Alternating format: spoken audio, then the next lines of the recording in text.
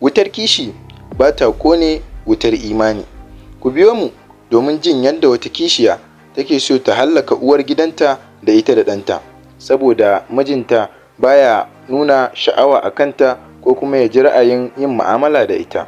Assalamu alaikum jama'a, barkanmu dai, sannunmu da sake saduwa da ku a cikin wani sabon shirin namu. Kamar dai kullum, muna so idan wannan shine farkon ziyartar ku wannan tasha ta mai albarka, ku danna mana subscribe, kana ku taɓa mana alamar ƙararrawa domin samun sabbin shirye-shiryenmu da zarar mun ɗaura. Kuma muna so ku danna mana liking da comment domin jin ra'ayinku dangane da wannan shiri da muke kawo muku. A can da shekarun baya da suka wuce, an taɓa yin wani ƙauye mai suna ɗan kunkuru can gabashin arewan Najeriya. A wannan ƙauye akwai wani mutum mai suna Malam Audu. Malam Audu ya kasance mutum ne wanda yake da sha'awar yin mata guda biyu. Aiko haka akai, ya kasance yana da wasu mata guda biyu, Hauwa'u da Asabe. Malam Audu a cikin wannan gari nasu, mutane sun kasance suna cikin zaman kwanciyar hankali da kuma riko da al'ada, domin mutanen wannan gari sun kasance mutane ne masu riko da addini matuƙa sosai.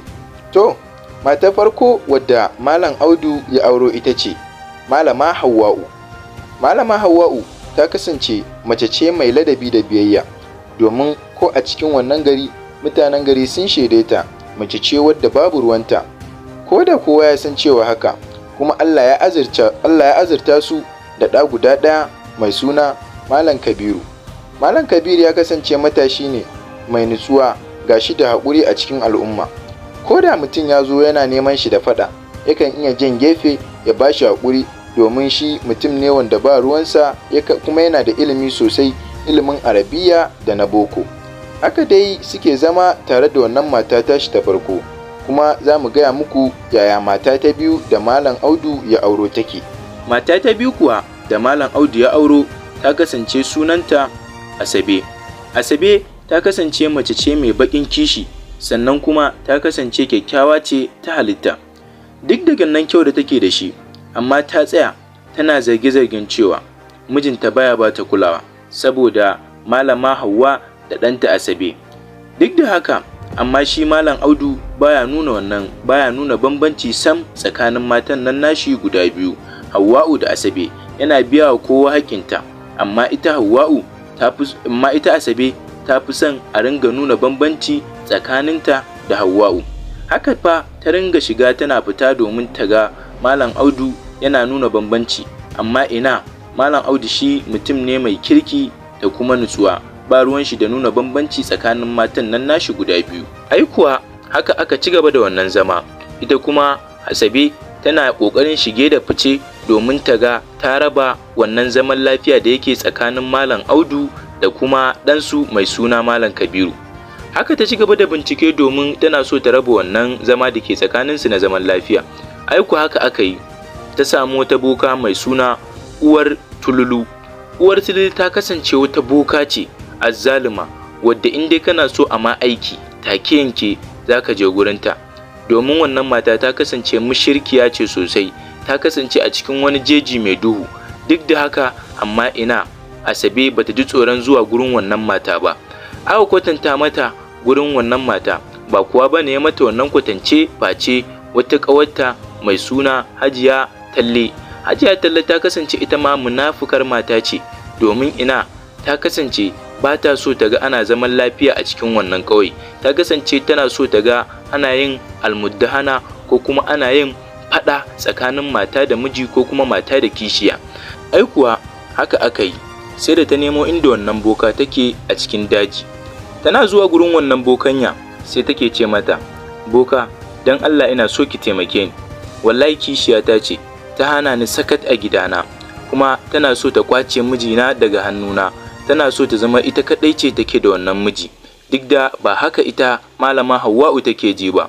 Ta ci gaba da cewa wannan boka, ina so wannan kishiya ta ji zaman gidan nan ya gundure ta, tana so ta bar gidan da kanta ba tare da an mata tilas ba ko an mata dole. Sannan kuma ina so ki haukatar min da ɗanta, wani ɗanta mai suna Kabiru, domin wannan ɗan nata yana ɗaya daga cikin ƙarfin gwiwa da take da shi a cikin wannan gida, domin ina tunanin idan ba wannan ɗan nata za ta ci wannan gida fa ya gundure ta kuma ba ta son zama a cikinsa.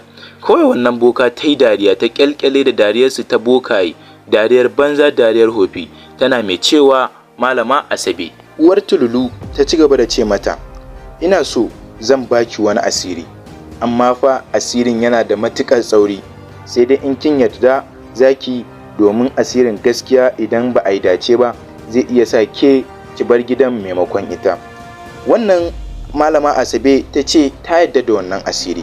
Haka uwar Tululu ta ci gaba da ce mata, zan baki wani bakin garwashi, kullum in zai kwanta wannan yaro ki zuba a inda yake kwanciya, sannan ita kuma za ta ji wannan gida ya gundure ta, shi kuma ɗanta zai haukace matuƙa, hauka wanda ba zai taɓa dawowa ba har sai an tona wannan asirin. Kuma ya kasance idan aka tona wannan asiri, to wanda fa ya tona wannan asiri shi zai faɗi asirin da kika yi gaba ɗaya, saboda asirin na baƙin aljani ne, wani aljani mai suna Ƙurƙudus Sadis. Haka wannan mata ta ce ta yadda, wato Malama Asabe, aka ba ta wannan asiri ta juyo ta tafi gida. Bayan ta dawo gida, haka kuwa ta yi, yayin da Malam Kabir ya je kwanciya a guri, sai ya ga wani bakin abu a ƙarƙashin shimfiɗarsa, amma me da yake gida ne irin na gargajiya, bai zata wani abu bane, haka zai yi kwanciyarsa idan ya shimfiɗa tabarmarsa. Sannan ita kuma daga ɓangaren babarsa Malama Hawwa'u, haka kurin sai ta ringa jin jiri, sai ta ringa jin ana mata kuka a cikin kunnanta, sai ta ringa jin ciwon ciki, amma ba na dalili ba. Haka suka ci gaba da zaman nan, ai kuwa nan take Kabiru rana ɗaya ya tashi yana ganin duhu a cikin idansa, sannan kuma yana gani ana tura masa wuta a cikin ƙirjinsa. Haka fa abu ya ringa ci gaba, maimakon abu ya baya, abu kullum gaba yake yi. Ana cikin wannan abu ne, wata rana sai Malama Hawwa'u, wato wadda aka yi wa asirin, sai ta yi mafarki da wata dattijuwa. Wannan dattijuwa ta zo wa Malama Hawwa'u a cikin haske, tana ce mata, Hawwa'u, kada ki yi kuka, ki sani Allah yana tare da masu haƙuri. Dole ki tashi tsaye, domin Allah yana tare da ki ringa yin karatun suratul Baqara kullum da safe, kuma ki ringa yin ayatul kursiyu kina tofawa a ƙofar ɗakin ki da ɗakin ɗanki. Insha Allahu matsalar ki za ta kau. Nan take Malama Hawwa'u ta farka, tana tunanin wannan mafarki gaskiya ne, domin ta ga ɗanta kwana biyu ya fita daga hayyacinta, kuma ita ma tana jin ba daɗi a cikin jikinta. Washe gari da safe, Malama Hawwa'u ta tashi ta bi umarnin da aka bata. Haka kuwa ta yi, kuma ta nemi sani a gurin wani malamin da ke a ƙauyensu. Wannan malami ya kasance shahararren malami ne a ƙauyensu, domin duk wani makirci da ƙulla malamin nan yana iya kunce shi. Sai ta same ta faɗa mai, aiko malamin nan ya tabbatar mata da cewa akwai sihiri a cikin gidanta, ya kamata ta tashi tsaye. Malamin nan ya ba ta addu'o'i.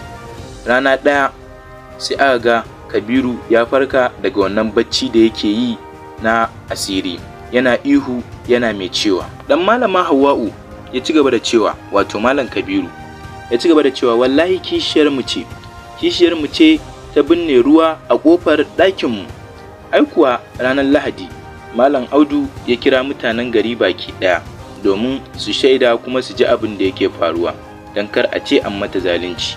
Ai kuwa haka Malama Asabe ta haƙo wani botiki ɗauke da baƙin gawayi a cikinsa, sannan kuma a cikin wannan botiki akwai hoton Kabiru an naɗe mai wuyansa da igiya, sannan akwai hoton Malama Hawwa'u, wato kishiyarta.